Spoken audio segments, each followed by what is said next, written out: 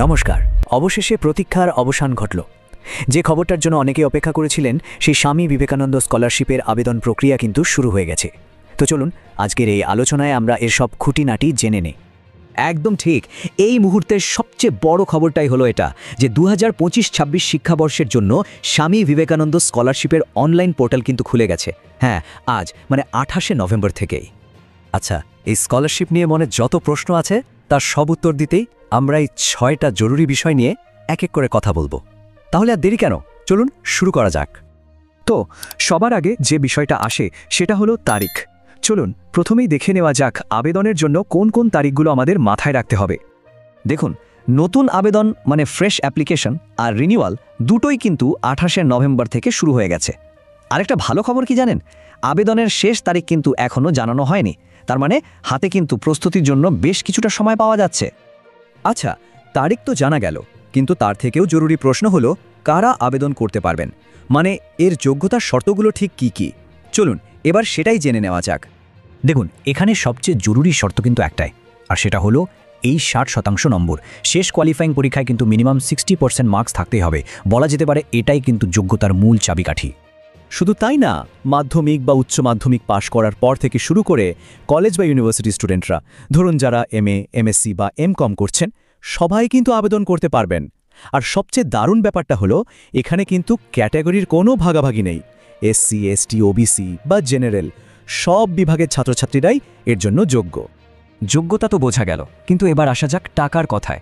মানে এই স্কলারশিপ থেকে ঠিক কত টাকা আর্থিক সাহায্য পাওয়া যেতে পারে? এই যে দেখুন, এখানে পরিষ্কার করে দেওয়া আছে, উচ্চ মাধ্যমিক পাশ করার পর হোক বা আর্টস আর কমার্স নিয়ে গ্র্যাজুয়েশন লেভেলে বছরে পাওয়া যাবে 12,000 টাকা। মানে সোজা কথায় বলতে গেলে প্রতি মাসে 1,000 টাকা করে আর্থিক সাহায্য। টাকার অঙ্ক তো জানলাম, কিন্তু আবেদনের জন্য আরেকটা খুব জরুরি ধাপ হলো কাগজপত্র গুছিয়ে রাখা। তো চলুন এবার দেখে নিই কী কী ডকুমেন্টস হাতের কাছে রাখতে হবে। এখানে একটা বিষয় কিন্তু মাথায় রাখতে হবে, যারা প্রথমবার আবেদন করছেন মানে ফ্রেশ অ্যাপ্লিকেন্ট, আর যারা রিনিউ করছেন তাদের কিন্তু ডকুমেন্টের লিস্টটা একটু আলাদা। দেখুন, নতুনদের জন্য লাগছে শেষ পরীক্ষার মার্কশিট, ভর্তির রসিদ, ইনকাম সার্টিফিকেট, আধার কার্ড আর ব্যাংকের পাসবুক। আর অন্যদিকে যারা রিনিউ করছেন তাদের কাজটা আরও সোজা। তাদের জন্য শুধু শেষ সেমেস্টারের মার্কশিট আর পরের ক্লাসে ভর্তির রসিদটা দিলেই কিন্তু হয়ে যাচ্ছে। সব কিছু তো গোছানো হলো, এবার তাহলে আসল কাজে আসা যাক। মানে অনলাইনে আবেদনটা করবেন কিভাবে। চলুন আপনাদের জন্য একটা খুব সহজ 5টা স্টেপের গাইড দিচ্ছি।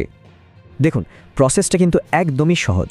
প্রথমে কি করতে হবে, অফিসিয়াল পোর্টালে গিয়ে রেজিস্ট্রেশন অপশনে ক্লিক করতে হবে। তারপর একটা ডিক্লারেশন বক্স আসবে, ওটাতে টিক দিয়ে প্রসিড ফর রেজিস্ট্রেশন বাটনে ক্লিক করুন। পরের ধাপে নিজের সঠিক ক্যাটাগরিটা বেছে নিতে হবে, মানে আপনি উচ্চ মাধ্যমিকের জন্য করছেন না অন্য কিছুর জন্য। আর একদম শেষে আপনার শেষ পরীক্ষার সব ডিটেলস দিয়ে ফর্মটা ফিল আপ করলেই দেখবেন আপনার নিজস্ব একটা আইডি আর পাসওয়ার্ড তৈরি হয়ে গেছে। ব্যাস। তো আলোচনার প্রায় শেষের দিকে আমরা। চলুন যাওয়ার আগে এমন কিছু জরুরি বিষয় আরেকবার মনে করে নিই, যেগুলো কিন্তু কোনোভাবেই ভোলা চলবে না। এই ব্যাপারটা যে কতটা গুরুত্বপূর্ণ তা শ্রীদাম মণ্ডলের এই কথাটা শুনলেই বোঝা যায়। উনি বলেছেন, এই সমস্ত বিষয়গুলো মাথায় না রাখলে বিভিন্ন রকম প্রবলেমের কারণে তোমাদের স্কলারশিপ নাও পেতে পারো। মানে বুঝতেই পারছেন, আবেদন করার সময় প্রত্যেকটা ছোটোখাটো বিষয় খুব মন দিয়ে খেয়াল রাখতে হবে, না হলে কিন্তু একটা ছোট্ট ভুলের জন্য পুরো ব্যাপারটা আটকে যেতে পারে।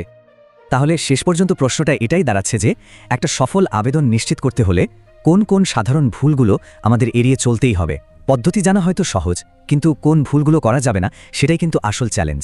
আর এই ভুলগুলোই কিন্তু অনেকের স্কলারশিপ পাওয়ার পথে বাধা হয়ে দাঁড়ায়।